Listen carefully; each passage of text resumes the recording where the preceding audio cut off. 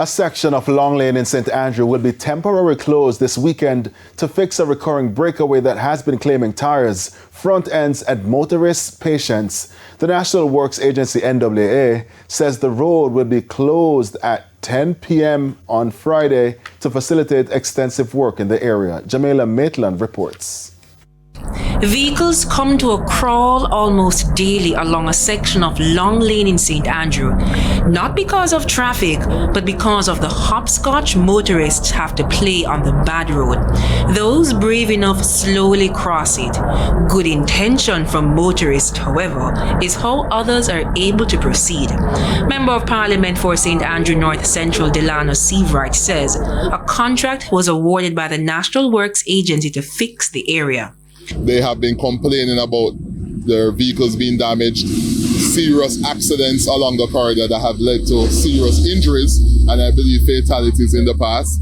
And there's a view that if we don't address this problem, it will only fester. Motorists as well as people who live and work in the area say there have been several road repairs to this very spot on Long Lane. There have been several accidents too, and even more near misses. This has been fixed about 4 or 5 times already, and each time it gets worse. I mean, a lot of people have lost their front end around here, but as the accidents, I personally haven't seen, I've heard, but I haven't really seen what I know.